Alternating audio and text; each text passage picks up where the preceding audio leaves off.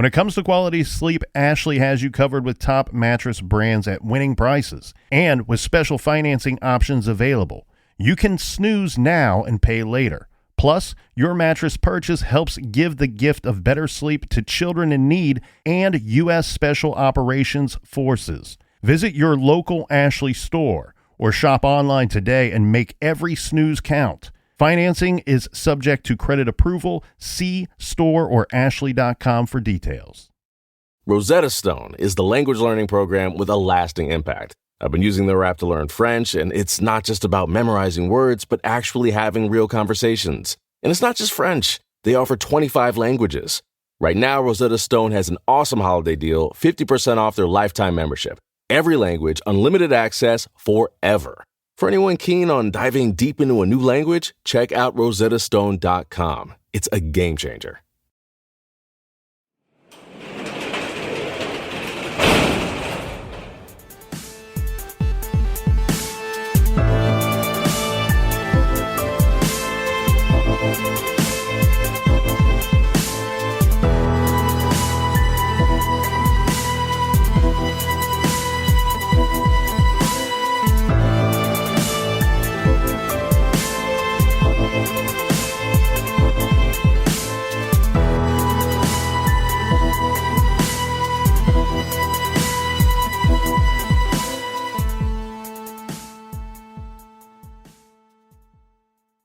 Welcome to True Crime Garage. Wherever you are, whatever you are doing, thanks for listening. I'm your host, Nick, and with me, as always, is a man that would like to remind us all that when you play the Game of Thrones, you win or you die. Well, Amelia Clark could tame my dragon. It's good to be seen, and it's good to see you. Thanks for listening. Thanks for telling a friend.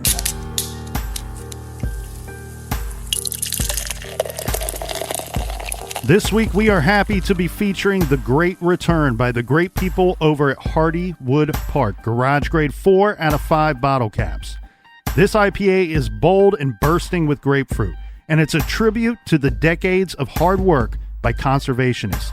So I thank Hardywood Park for this delicious tribute and their continued assistance with conservation programs. So let's raise our glasses and cheers them and some of our fine garage friends as well. First up, a big shout out to Ashley and her mother Christy in Ringgold, Georgia. And a big shout out to Alexis in Sumner, Washington. Next, thanking us for all the chills and nightmares, we have Amelia in Oxford, Alabama. And a big shout out to Gladys in Miami, Florida. Next, a big thank you and cheers to Amy in beautiful Flagstaff, Arizona.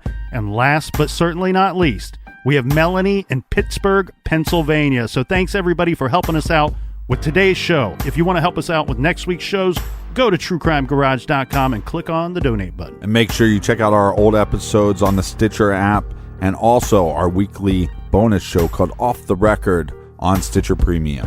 And that is enough of the business. All right, everybody gather around, grab a chair, grab a beer. Let's talk some true crime.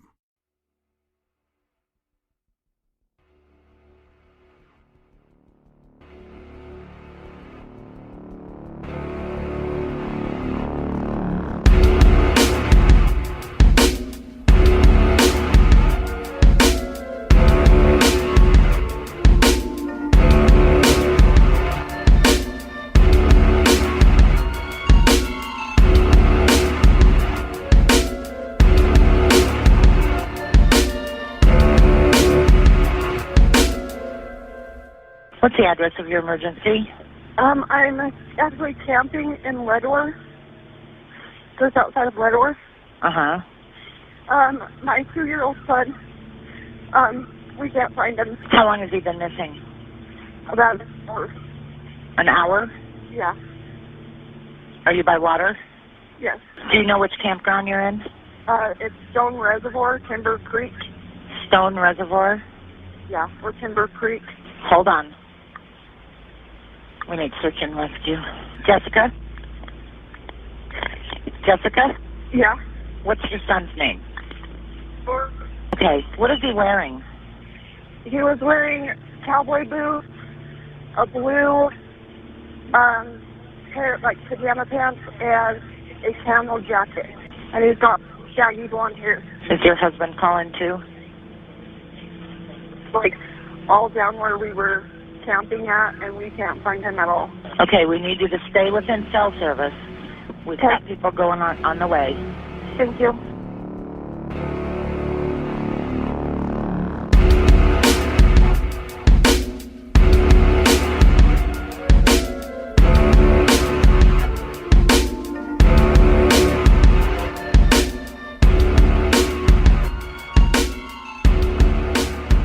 The 911 call that you just heard came in at 2:28 p.m. on Friday, July 10th, 2015. The caller is Jessica Mitchell. She is calling because she cannot find her 2-year-old son, DeOrr Kunz. She is calling from a campground near DeOrr, Idaho. You see, the day before, DeOrr Kunz Jr., his father, mother, great-grandfather, and a family friend traveled 120 miles from Idaho Falls to the Timber Creek campground in DeOrr. The campsite is very remote and takes about 2.5 hours to drive from where they live in Idaho Falls. The day before, the evening of Thursday, July 9th, the family packed up their things and got ready to make the drive out to Timber Creek. Along for the camping trip, we have 2-year-old DeOrr Kunz. We have his father, Vernal Kunz, and the mother, Jessica Mitchell, and her grandfather, Bob Walton, and his friend, Isaac Renwand. Yeah, the great-grandfather and the friend are going to ride together in a truck. The couple with their child are going to ride in a separate truck. Here's some important things to note, and we want to do this right here before we move on, because this is a confusing case with a strange timeline. But it is crucial to have a decent understanding of the 4 adults at the campground with little DeOrr and that timeline. Okay, so first, Vernal Kunz, little DeOrr Kunz's father, also goes by DeOrr at times. I believe this is his middle name. But to keep everything nice and tidy, when we speak of the father, we will refer to him as Vernal. And when we talk about the little 2-year-old boy, he is DeOrr. Now, DeOrr's parents, Vernal Kunz and Jessica Mitchell, are not married. In 2015, they were engaged to be married. The old man on the trip is Jessica's grandfather, so little DeOrr's great-grandfather. His name is Bob Walton, and he is elderly and he has some health issues. He was on oxygen 24/7 in 2015. He had to lug around an oxygen tank everywhere with him.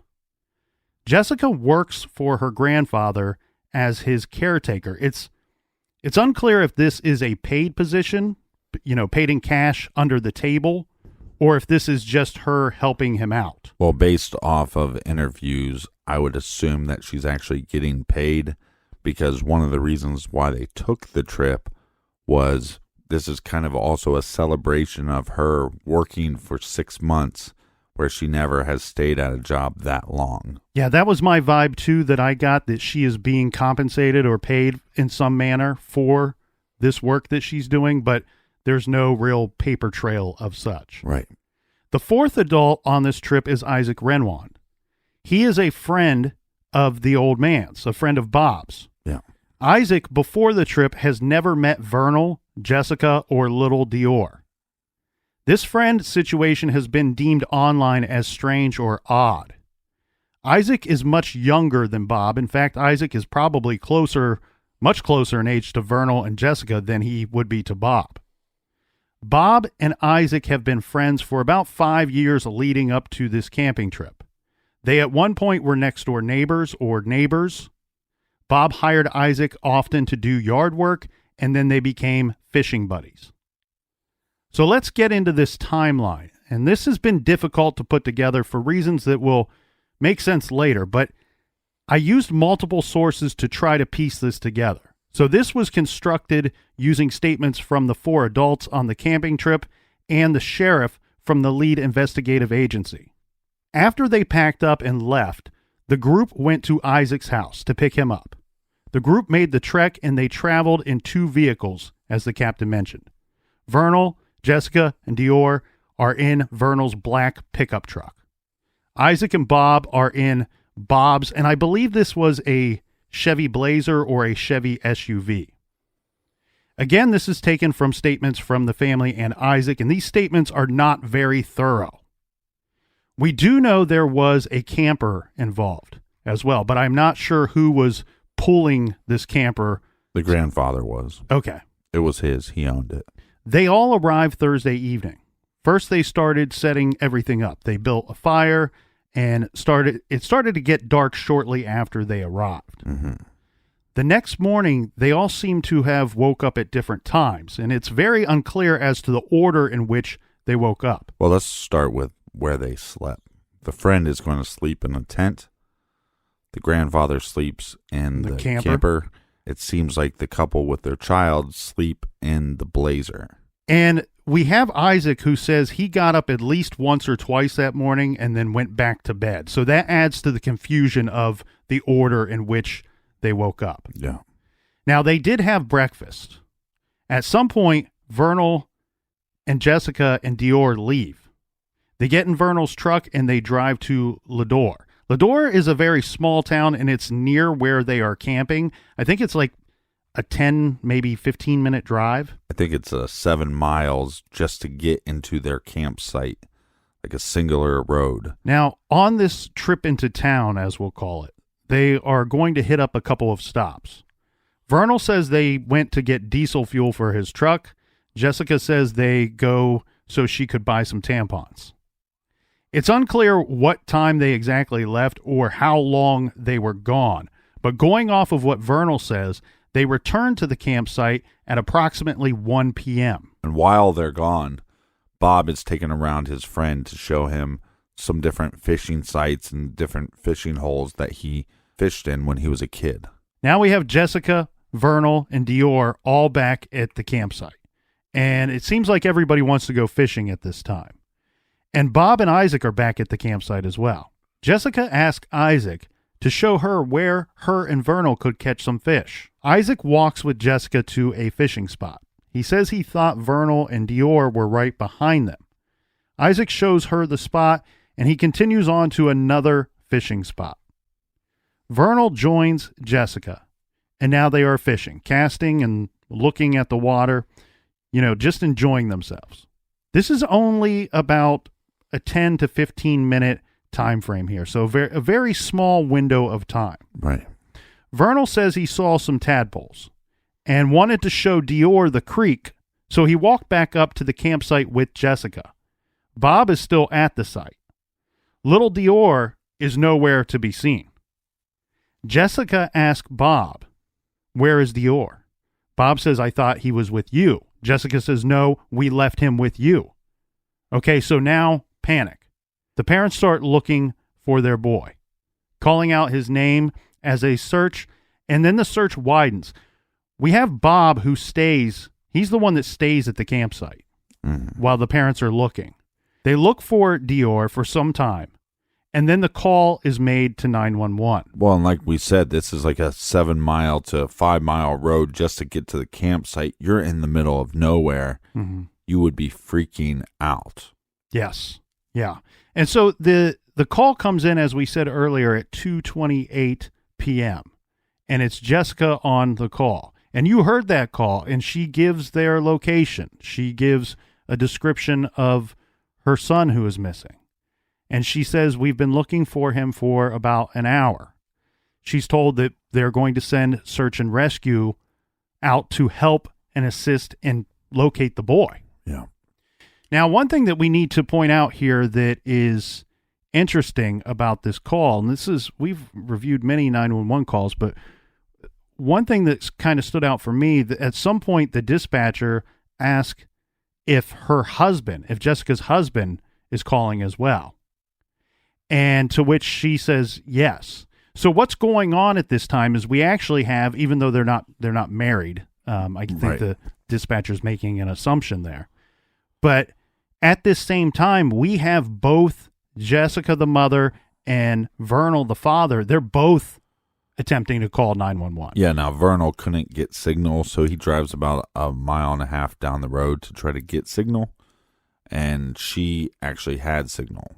So a little strange to me, though. I think from the outside looking in, there's a couple things here. So one, yes, I could see it being a little strange, because it's difficult to think that you would leave that area. I don't know exactly what Jessica is doing at this time. We know that Vernal drove off in his pickup truck. Right. And look, the father could have panicked and took off without trying to, he looked at his phone. Let's just assume, right? He looks at his phone. There is no signal. Panics, jumps in his truck, drives to try to get signal. Meanwhile, his fiance has signal on her phone. Mm-hmm. It could be something as simple as that. But again, the two calls to me, if I didn't have signal, I'd be asking everybody else, does anybody else have signal? Yeah, so I think here you could look at it two ways. Either we have a father who's leaving the area to make the call, and they're both going to call, and this is a very thorough manner of making sure that you do get a hold of rescue efforts. Or you question the movements of why is somebody leaving the general area in which you believe this boy, where you last saw your son. And maybe it doesn't matter either way, but I believe they're able to corroborate his story by cell phone ping technology, saying that wherever he made the call from was roughly about 1.5 miles away from the campsite. Right. So both of them are calling from where they say they are calling from, or at least there's some evidence to back that up. Right. Search crews arrive and they begin to look for the toddler. They search until about 4 a.m. They don't find him. Then on Saturday, July 11th, searchers look on horseback, ATVs, foot, and in the water for DeOrr. They focus on a 2.5 mile radius around the campground. One area of concern is a creek. This is one of the fishing spots. Right. This is about 15 yards away from the campsite. The area is searched numerous times. Sunday, July 12th, the Lehigh County Sheriff's Office reports nearly 200 volunteers show up to look for DeOrr. On Monday, July 13th, DeOrr's parents do a TV interview. In this interview, they explain what happened the previous Friday afternoon. Now, they, at this point, say they no longer believe that DeOrr is lost, but think that someone may have abducted their son. And they make a plea for his safe return. That evening, around 200 people gather in Idaho Falls for a candlelight vigil. Tuesday and Wednesday, July 14th and 15th, search efforts continue near the campground. Dive crews focus on the Stone Reservoir, located about 1/4 mile from where the family was camping. This is because the creek near the campsite runs to this stone reservoir. Yeah. DeOrr's parents remain camped near the site as deputies search the creek once again and determine that DeOrr is not there. Friday, the 17th, the Bonneville County Sheriff's dive team is called in to help search the reservoir. Divers use a sonar robot to assist in foggy waters. Crews on horseback return to the hills near the campground. Saturday the 18th, it's DeOrr's father's birthday. He spends the day camped just yards away from where his son disappeared, and the search efforts continue.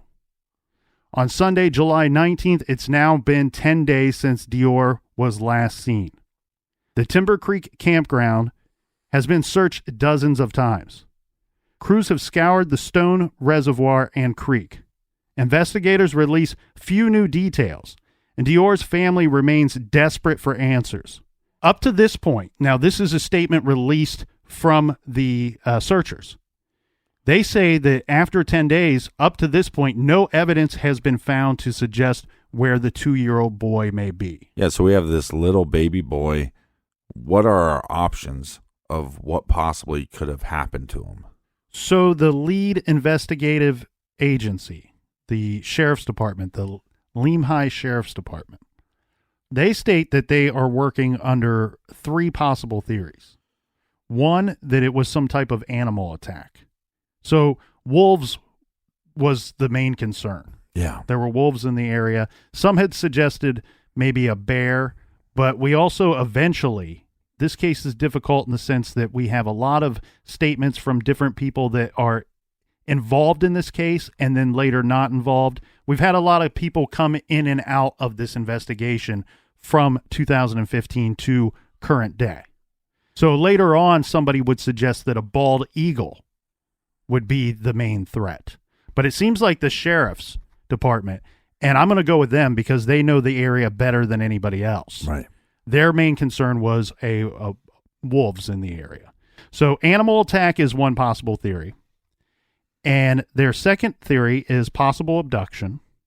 And then the third theory is that either a family member or friend was somehow involved in the disappearance of this child. Yeah, this drove me nuts because they kept on saying there's 3 options, and then they give you 4 options. Drove me nuts the whole time researching this case. And then the other thing that drove me nuts was... What was the fourth option? Well, no, they would always say, the first one is he was taken by an animal. Second one was he was abducted. Third one was that it was either accidental or homicide. So, see what I mean? That's your third and fourth option.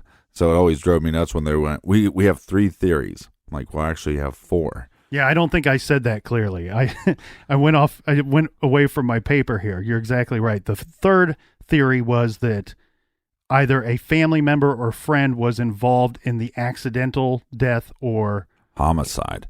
I don't know if it's because of the search efforts that they're ruling out the possibility that he just went off and possibly something with the water.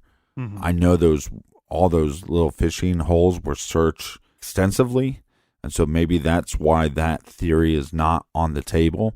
But again, when you start looking into this case, my first thought was, okay, he walks off, and what happens then? Mm-hmm. And then he walks off, and there's an animal attack. And those are 2 viable options. Mm-hmm. But when I think because of the extensive amount of searching they did, and then the searching to the water, they were able to actually rule that out as a theory. Yeah, they aren't giving, current day, they don't give much weight to the possible animal attack theory. Well, that's because there's no evidence. There was no item of clothes that were left behind. There was no blood left behind. There's no evidence of any kind of attack. Right. Their general thought is this, that if there were some kind of snatch and grab by an animal, there would be evidence of such. And they searched such a vast area that would have turned up. Something right. They would have, like you said, piece of clothing, some blood, or something else. And I do want to point out this item here as well, because I think this is extremely important. So regarding the missing persons flyer for little DeOrr Kunz, it says missing since July 10th, 2015, missing from Leadore, Idaho. His date of birth was December 30th, 2012, so he's about 2.5 at the time where he's last seen. Blonde hair, brown eyes, 3 foot tall, about 28 pounds. So small little guy. And the flyer says DeOrr was wearing a camouflage jacket and blue pajama pants. What it does not include is in the 911 call, Jessica says that he was wearing cowboy boots. Yeah. And the cowboy boots are really something that I think are very important because these boots have never been located. Yeah. The general thought of these boots is this, and this is from the searchers and from the sheriff's department. They simply say these boots, as described to them by everybody that knew the little boy and knew of these boots, were boots that he loved to wear. He loved to walk around in them, but they were many sizes too big for him. You know, we've all seen this. It's very cute when a tiny little kid puts on adult shoes or a teenager shoes or something that's made for something much bigger than the little boy or girl. Right. It's very cute. He wore these a lot, and they said that it was described that they were so big that he would often come out of the shoes when he's just walking. His feet would pop out of the shoes, and you'd find these boots lying around, whatever. Yeah, so 1, they're probably hard to walk in, so he wouldn't get that far. Right. 2, if he walked far enough, he'd probably come out of them.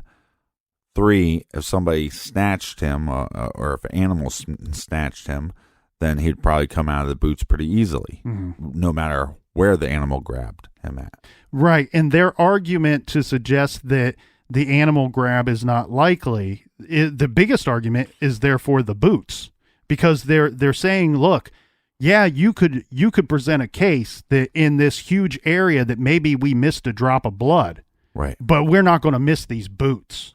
And the thing with the water is it was searched so extensively. Yeah. The creek and that reservoir, the stone reservoir. I've seen some statements to also suggest that water is not necessarily that deep.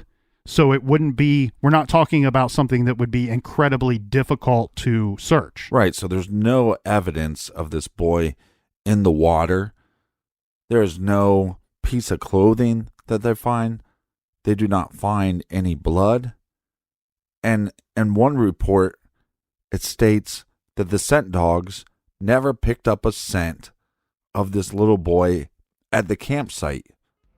Bringing into question, was this boy even at the campsite?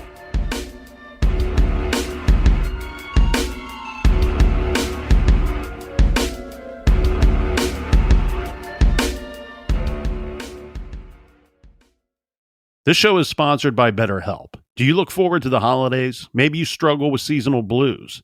This time of year can be a lot, and it's natural to feel some sadness or even anxiety about it. But adding something new and positive to your life can counteract some of those feelings. Therapy can be a bright spot, something to look forward to make you feel grounded, and to give you the tools to manage everything going on. If you're thinking of starting therapy, give BetterHelp a try. It's entirely online, designed to be convenient, flexible, and suited to your schedule. Just fill out a brief questionnaire to get matched with a licensed therapist and switch therapists at any time for no additional charge. Find your bright spot this season with BetterHelp. Visit BetterHelp.com/garage today to get 10% off your first month. That's BetterHelp, HELP.com/garage. Rosetta Stone is the language learning program with a lasting impact. I've been using their app to learn French, and it's not just about memorizing words, but actually having real conversations. And it's not just French. They offer 25 languages. Right now, Rosetta Stone has an awesome holiday deal, 50% off their lifetime membership. Every language, unlimited access forever. For anyone keen on diving deep into a new language, check out rosettastone.com. It's a game changer. Major phone carriers make you sign contracts with rigid data plans to trap you into a kind of forced phonogamy. Sounds pretty insecure if you ask me. At Consumer Cellular, we believe in a more consensual and healthy form of phonogamy, free of contracts and more flexible to your data needs. This way, you stick around not because we force you to with contracts and fees, but because you love our phone plans. Like ardently love our phone plans. Phonogamously. Consumer Cellular. When freedom calls, we're here to answer. Call us at 1-888-FREEDOM.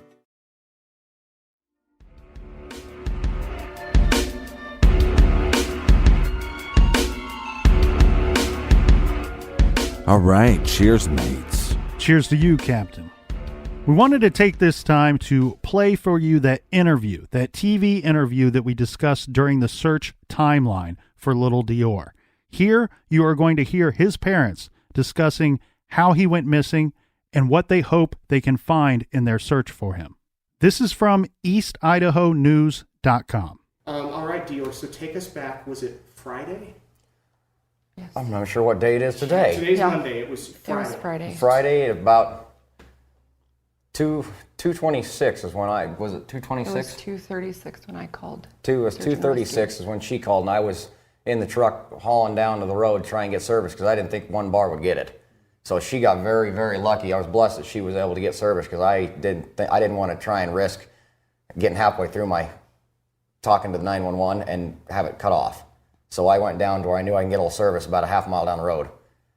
We searched after about 20 minutes and in a dead panic, not knowing where he was in such a small area and never being there, I knew I was in trouble.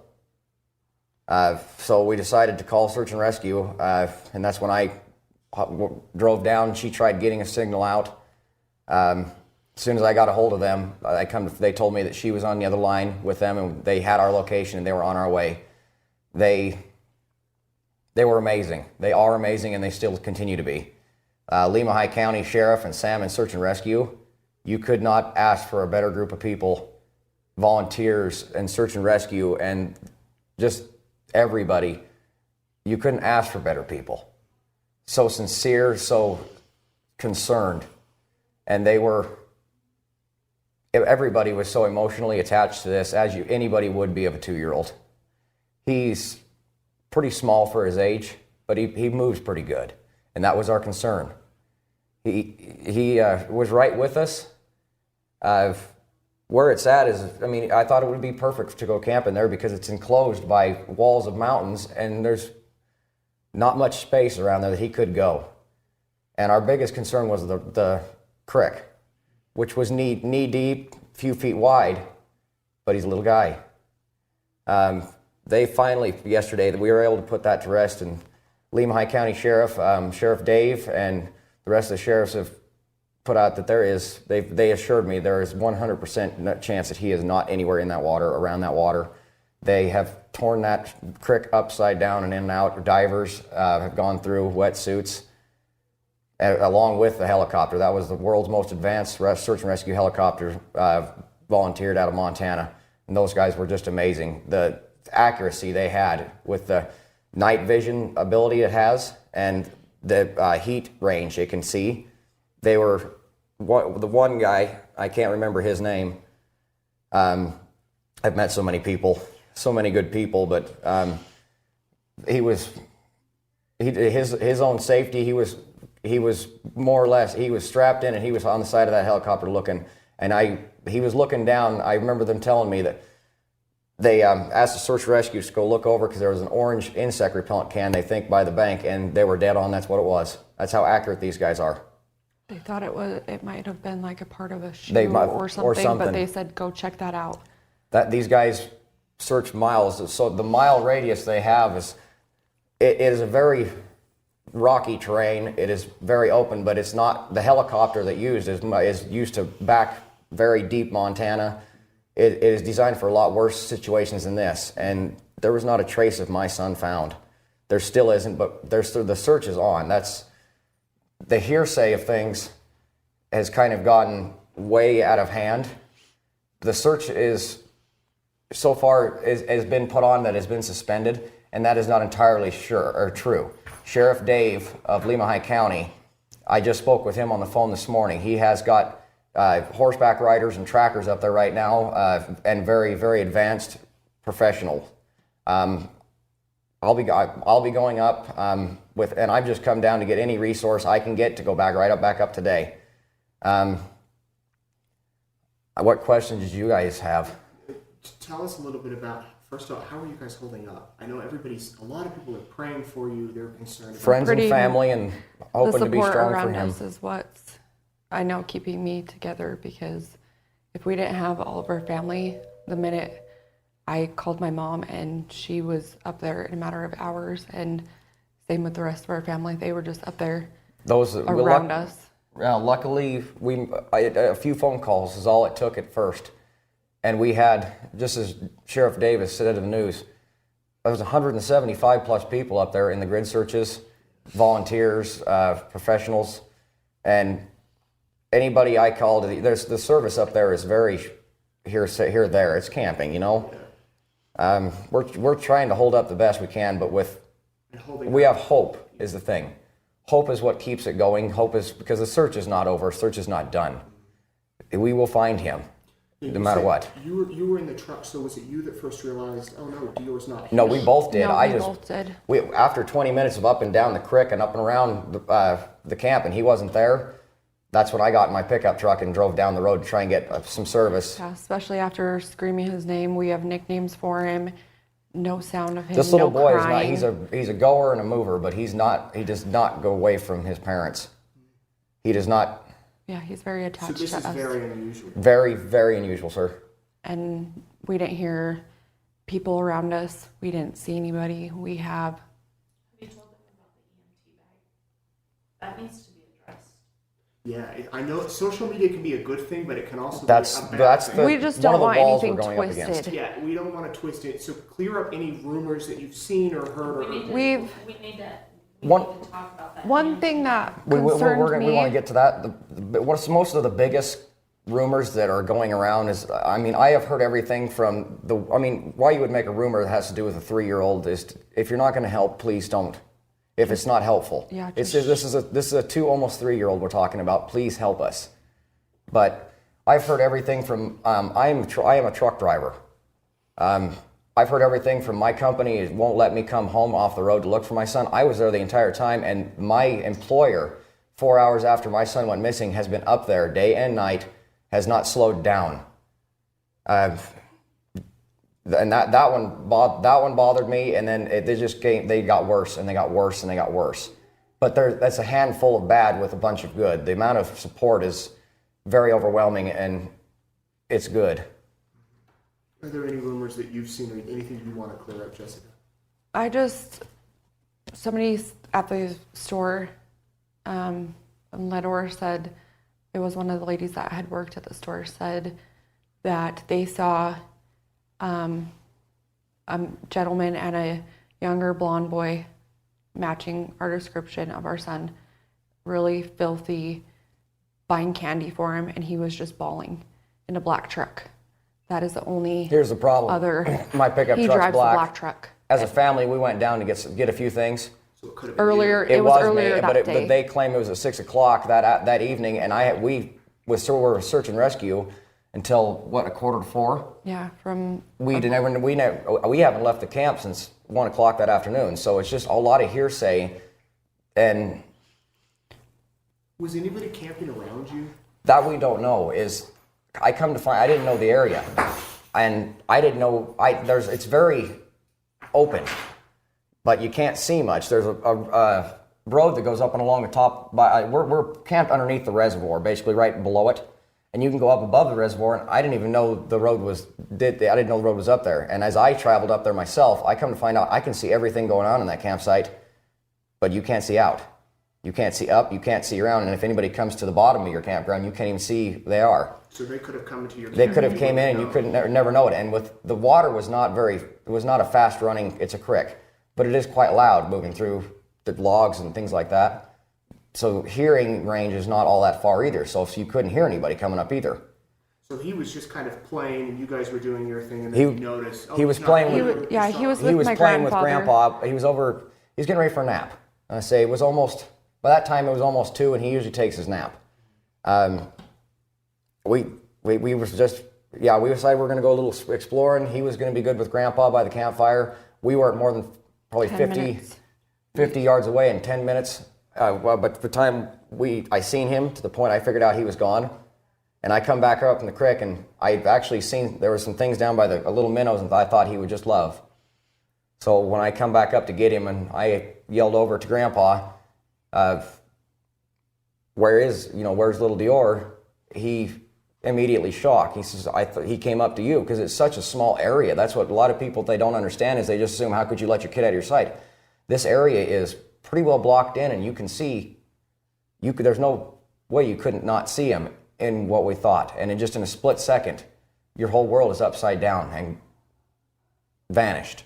There's not a trace found. That's the other reason why this has been called on the news as a suspension, because it is not a suspension, but there's not a single trace of him. This child loses stuff. He's 2, almost 3. Anybody who has a child in that age range knows. They leave trails. They lose stuff.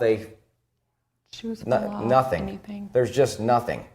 And that's where we're starting to move, is there's a possibility that he may be with somebody, and that's what's giving us hope that it's a bad thing that he will be not with us right now. But it also means that there is a good chance that he is alive and with somebody.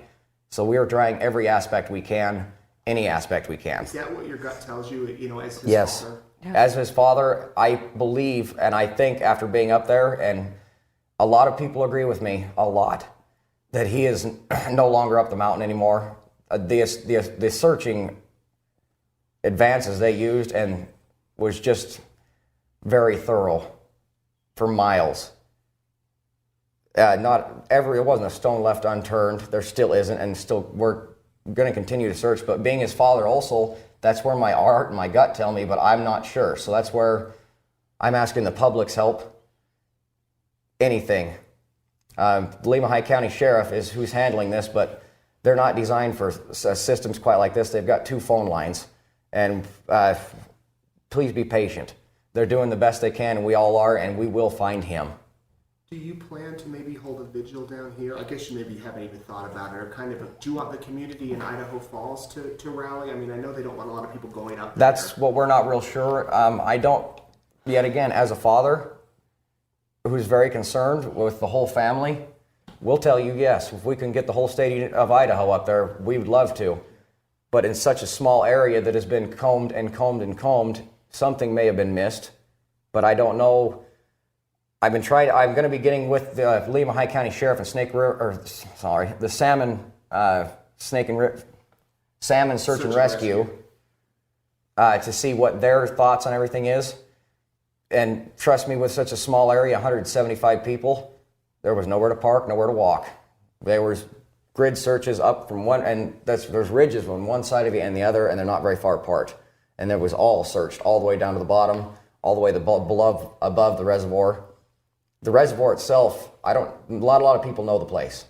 The reservoir itself isn't but maybe a few feet deep. You can see, if you're up on top, you can see the bottom of the center. If you're looking at the middle of the reservoir, you can see the bottom of it. So everything has been 100% thoroughly checked, but nobody can guarantee me 100%, so I'm going to keep looking. We'll continue to look until he's found. We don't care how long it takes. We think as many people that have shared the story and continue to share his pictures and things like that, if somebody has him, they'll eventually somebody bring will back. come forward wondering where this child has come from with some sort of and information. that may not be the case, but it could be. So that's why we're trying to look at this aspect as well. And you want people to keep sharing that Yes. photo? Yes, please keep sharing his photo. Please keep him in your mind, your hearts, and your prayers, and just keep your eyes open, please. Social media in general, in public, just keep your eyes open and keep sharing. Tell me about the blanket. This is his blanket. He doesn't go anywhere without his blanket, his cup, or his monkey. And all 3 of them were left at the campground. And all 3 has to be with him. Yes. He will trip over them if he has to, but they are going with him. And this is the first time since he's been born, pretty much, he hasn't been without these things. Yeah. And that's why another reason why we're wondering. Yes, because this is the blanket that we brought him home in from the hospital. This is what comforts him any and all times. This is an exact replica of a security blanket for everybody. This is his actual blanket. He does not go anywhere without it. That's our other concern of why. Yeah. Should he be out there and happen to see this? What would you say? We're looking for you, son, and we will find you. And we love you more than anything in the world. You have a lot of people who love you and are looking for you. Buddy will find you. Daddy will find you. Looking until we get you a home. I've got a 2-year-old, and you guys have been all I thought about the past 2 days. Is there anything you want to add? Anything we didn't get to? Just if somebody has him, please don't hurt him. Just bring him home safely to us. No matter what it where takes. he belongs. Even if you have to just leave him at a store where somebody else will see him and bring him home safely to us. Just drop him off somewhere and if where that's not the case, somebody is at, so that they can see him and bring him home.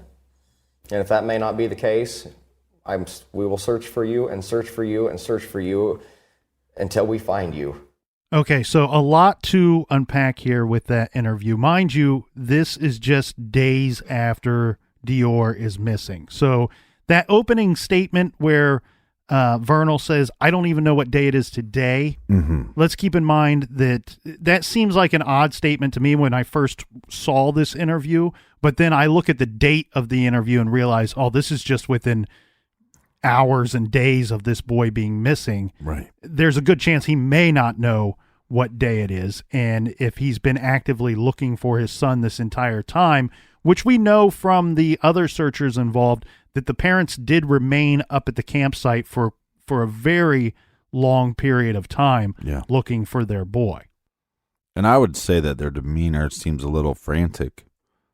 As far as, he's not waiting for his fiance to answer the questions.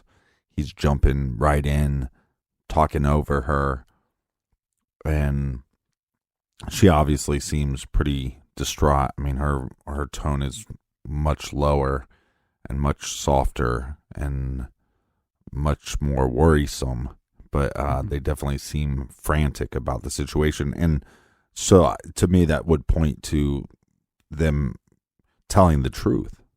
Not knowing what happened to DeOrr. And I agree with you. Vernal, not only does he, interrupt his fiance from time to time, he doesn't fully let the interviewer finish the question. Right. He's so eager to kind of jump in and offer his words and his thoughts. And as you said, frantic. It seems this is in no way a scripted statement that they're giving. This is very all over the place, and Vernal's really just saying what pops into his mind at that very moment. Mm-hmm. Now, and they talked about their minds racing for days and weeks and months, just constantly trying to figure out this puzzle in your head. We walked up to see this little fishing hole. We thought we were clear with Grandpa. Hey, you are now watching him, right? Mm-hmm. When they come back, where's our son? I thought he was with you, because the grandpa was also known to doze off from time to time. Mm-hmm. And so you're then wrapping your head, you start looking and you're thinking, we're going to find him within minutes. And so what's your thoughts on, they say they looked for their son for about 20 minutes and then called 911. So that's a difficult thing, because we have Jessica's 911 call where she very clearly says that they looked for DeOrr for about an hour before she called. And then we have just days later where Vernal is very clear saying that we looked for about 20 minutes and then called. I say it's difficult because it is really tough to track time if you are in full panic mode. Right. But at the same token here, we have a situation now where the two stories, there's something that could be significant that is not lining up with both of their stories. Yeah, but see, I wonder if it's a fallback on, I call 911. How long have you been looking for your child? If I say 20 minutes, do they tell me to hang up the phone and keep looking? Or do I say, we've been looking for an hour? Mm-hmm. And if I say an hour, they're going to go, oh, shit, we got to do something. Mm-hmm. And so that's what I wonder. Or is it manipulation? 911, how long have you been looking? Oh, 20 minutes, but we'll tell you an hour to seem like we're so concerned. And then when we're interviewed by it, about that situation, we're going to say less time to show that we're panicking even faster than we told 911. Right. Is it controlling the narrative? And you know what's also interesting about this is we don't know if they've had time to change their story, because they have, right? What if they're confronted by law enforcement at some point during the course leading up to this interview and they're told, why did you say an hour on the phone to 911 when we have Grandpa and somebody, and the family friend saying it was more like 20 minutes? Right. What I would be very curious to hear is how far along did Vernal get in his 911 call? Because I couldn't find anywhere where they were stating that Vernal's call was released to the public. Mm-hmm. We know that Jessica's 911 call was released to the public, I believe, within a week of this case. So I would love to hear his 911 call as well to kind of verify what it was that he was able to tell the dispatcher in his call. Yeah, maybe he told the dispatcher, how long have you been searching for him? 20 minutes. Mm-hmm. Maybe the story didn't change. And again, I think you have to put into context the idea that they are frantic. And so now they're doing an interview a couple days later. They don't know what day it is. They said 20 minutes. Mm-hmm. Is it something that should not even be looked at as a evidence that they're not telling the truth? The other thing regarding Vernal's 911 call, he says there that he had a bar, a signal, his phone is indicating to him that he has a single bar of service. Right. And then decides to get into his truck and drive to where he knew he would have service. Again, later he does say, hey, we were camping. The service is spotty at best out there.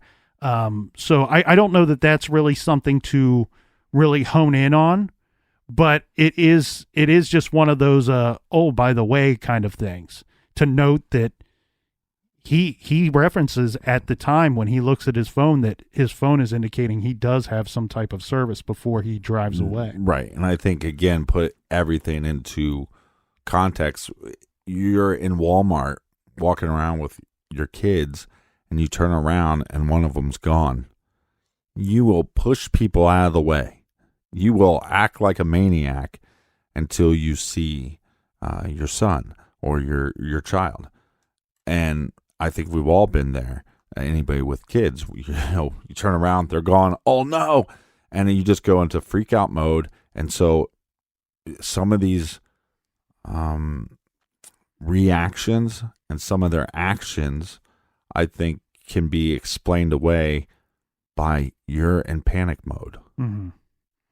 Yeah, I had a situation once, and this is weird, and it's the only way I can really relate to this. But like you said, you go into this survival type mode, and your reactions and your movements might not always be logical to others at a later point. Right. But I was in a situation once where somebody had a horrible accident in a lower level, and I was the only person there. This person was bleeding and was not conscious. And so I had to call 911 with my cell phone. Now, this was many years ago, and I can't remember if it was a flip phone or what, but for whatever reason, I couldn't even make the emergency call to 911 in that lower basement level. Right. So I had to go up to another level of this building and call 911. And the dispatcher is telling me we need you to stay on the line, sir. And I'm trying to explain that I can't tend to the accident victim, right, and stay on the phone with you. It's not humanly possible. I have to make a decision right now, being the only person here. Is it more important that I drop the call and just trust that you are on your way and you know my location, or do I leave this person alone that may need some kind of assistance? Now, I know CPR and stuff like that. I don't know how much assistance I was really going to be able to offer, but in the moment, I felt that it was more important to be with the person. So you start screaming, "I'm not a doctor! I'm not a doctor!" Oh man, it was stressful. I solve crimes. I never want to relive that moment again. But some other things here that were brought up in this interview. So we have her missing, her 911 call, sorry. And then we have the missing flyer. So 911 call is said that DeOrr was wearing camouflage jacket, blue pajama pants, and those cowboy boots, which we've already discussed. And then also in this interview, they bring up a blanket, a cup, and a monkey, like a stuffed monkey. Right. These were DeOrr's prized possessions. These were things that he always brought along with him. And these items were left behind. Mm-hmm. All three of these items were located somewhere at that campsite. Yeah, and a lot of people then start saying that this is where they start shifting the blame. Maybe he's lost. At this point, they ruled out the water. They're kind of ruling out that he just wandered off. They're almost ruling out that he was wandered off and was attacked by an animal pretty quickly in the search. And they start going, hey, possibly he was abducted. Mm-hmm. And I think, again, your brain is frantic and you're searching everywhere, and you have all these people on horseback. You have a lot of dogs searching. You have a lot of people in this small area looking for your son, and they're not finding anything. So does your brain go to, are they shifting the narrative again by pointing out that he could have been abducted? Or is their brain going, okay, we can't find him. We're trying to solve this puzzle in our brain. Maybe somebody else was up there. So it's very difficult because on one hand you go, okay, maybe they're shifting the narrative.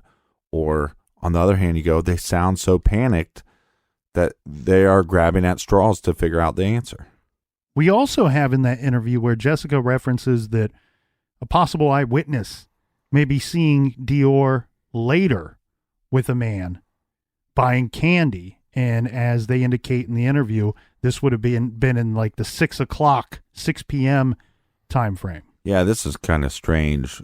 And I'm going to jump ahead a little bit in the story, but we have the situation being that they go to town to get gas or because she had her period. So it's one or the other, right? And well, I think it could be both. Right, but it seems like when you hear it from one part of the story, it's this, and when you hear it from the other part of this, when it's coming from the father, he's saying we need to get gas. When it's coming from her, it's no, I had a female emergency, right? So, but they stopped at multiple places. When they go back to interview those people, now it takes them a while to go back to interview those people, but they don't remember seeing the mother with the child. Mm-hmm. So then again, that leads to the speculation of, is this child even at the campground? Was he even there at all? And you claim that you went to all these spots and there's no eyewitnesses saying that they saw this child. Mm-hmm. But that is factually incorrect because we do have a situation here where we have an eyewitness days after the search begins saying, hey, I saw this child with a messy man. So one, was it a child with a messy man? Black truck. There's a lot of black trucks. There's also sightings of a black Rubicon Jeep. So is this eyewitness mistaking the Jeep for a truck? Was this a messy man giving candy to a kid around 6 o'clock? Possibly. Or was the time wrong? But either way, it is an eyewitness that is claiming they saw this boy in that area, which would put him at that campsite. A small blonde boy crying. Right. Would be, going off of their interview, that's the statement as far as we know. So that's tough. It's really, that part of the interview might be the weirdest part. Mm-hmm. And I say that because, look, we now have a situation where the parents are saying in this very same interview, we've now shifted our personal belief that he's not lost up there, that it was not an animal attack. These searchers are doing a damn good job and they can't find any trace of our son. Right. So now we're shifting gears in our beliefs that he was abducted. I would love to know how, I would have loved to have been a fly on the wall there and to figure out how this conversation went down when they were presented with this thought and with this eyewitness account that someone saying, hey, I saw a guy that drove up in a black truck with a small blonde boy who's crying. The guy is buying candy for this boy, and this took place about 6 p.m. on the day that this child went missing. So roughly 3 to 4 hours after DeOrr is last seen. Right. But then we have the parents very quickly going, here's the problem. I have a black truck, mm-hmm. and we went to probably that same location. Mm-hmm. And so that is very, very difficult because now you either have this information where you can go, oh, that's a breadcrumb. It follows along with what we now personally believe could have happened to our son.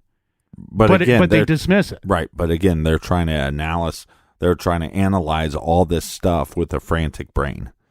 And so it's like, are they grabbing at straws too quickly to go, no, that's not.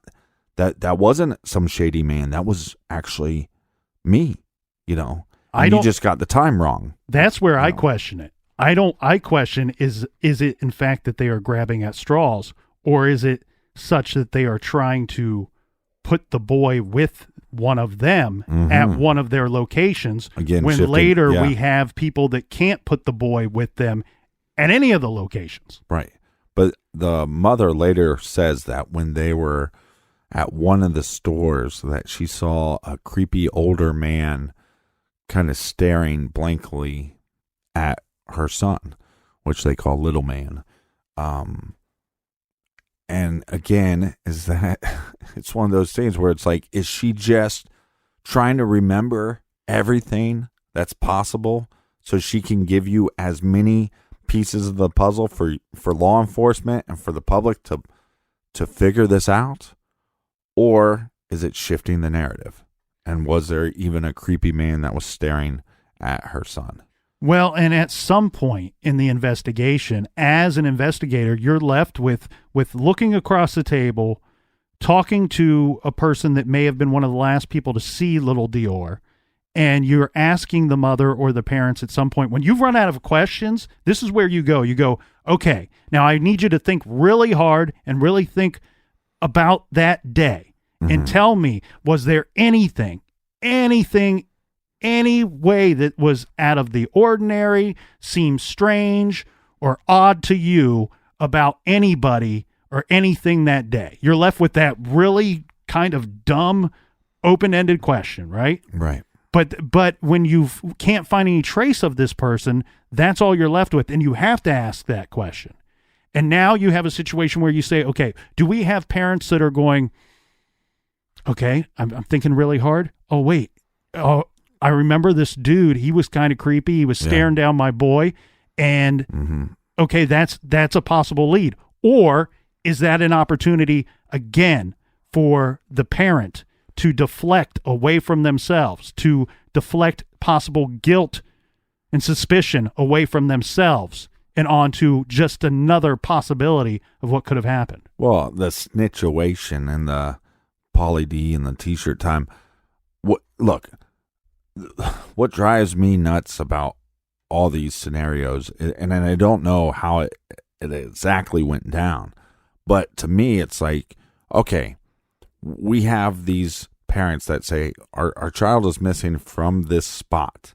And to me, it almost seems like they just went, okay, we're going to take their word for it. We're going to search the area, and that's all we're going to do. Where it's like, on some level, it's like you have to then like pull these individuals aside, questioning them right away. We got cadaver dogs and scent dogs in that truck and the other truck into the camper. You see what I'm saying? Like, I think, I think sometimes we assume too much. We go, okay, these parents are telling us the truth and we're going to do all that we can. And then it's the days that pass, like if she was questioned right away about this, would she bring up this creepy guy that was in the store? And so, I mean, I know that's difficult and you can't go into every situation and go, well, what's all the possibilities? And we need to explore all those possibilities right now and not focus on the search. But it just seems like, I don't know. This one is very difficult. Well, in regards to this creepy guy, my belief is that this is not information that was presented to the investigators early on. It was presented at a later time. And what we do know, according to the Lemhi Sheriff's Department, they say that at some point, now mind you, they do specifically say it did take a good deal of time to track down who we think this individual that she saw was, that she's referencing as staring at her boy. Right. And they say, look, we've tracked this individual down. They are a local. We questioned them, we investigated them, and we don't believe that this individual had anything to do with the disappearance, one. And then on top of that, this individual does not remember seeing the boy. And we got to be clear about that, because the sheriff's statement is not that the man did not see the boy. Right. The statement is the man does not remember seeing the boy. Right. So then on that level, you go, okay, well, this man did exist. So she's not just making up some random person. So to me, that is trying to remember everything you can and put out as many pieces of the puzzle out there for people to be able to find the answer to. But this guy doesn't remember. Look, there's a lot of times you're in a store, you're at a restaurant, a kid walks by you, they do something silly, you kind of smile, and that's it. And if somebody asks you about it 2 weeks later, you'd be like, I don't know what you're talking about. But this person took months to find. But so again, to me, the person existed. She wasn't just making up this person out of thin air. So that makes me want to believe her more. Not me, because I feel like she could have saw this guy and remembered him, and she's now just throwing another variable out there. What's interesting about the sheriff's statement regarding this creepy man is he never once says that the man does not remember seeing Jessica. So that doesn't mean that he did say he saw Jessica that day. But the sheriff, just going off the sheriff's words, is simply that the man doesn't remember seeing the boy. Well, and again, that goes back to the people that Jessica said, hey, look, I ran into this lady at the store. She was working there. I ran into this other lady. She saw me with my son. And the two people that she claims saw her with her son in town when they went to go get gas claim that they never saw her with her son.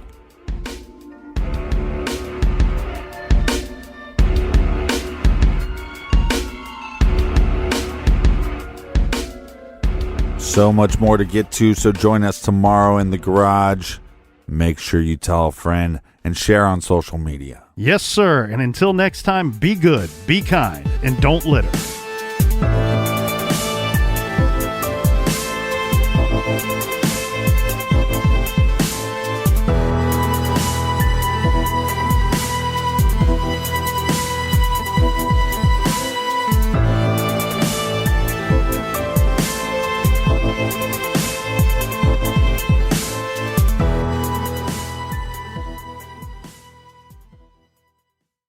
The Angie's List you know and trust is now Angie, and we're so much more than just a list. We still connect you with top local pros and show you ratings and reviews, but now we also let you compare upfront prices on hundreds of projects and book a service instantly.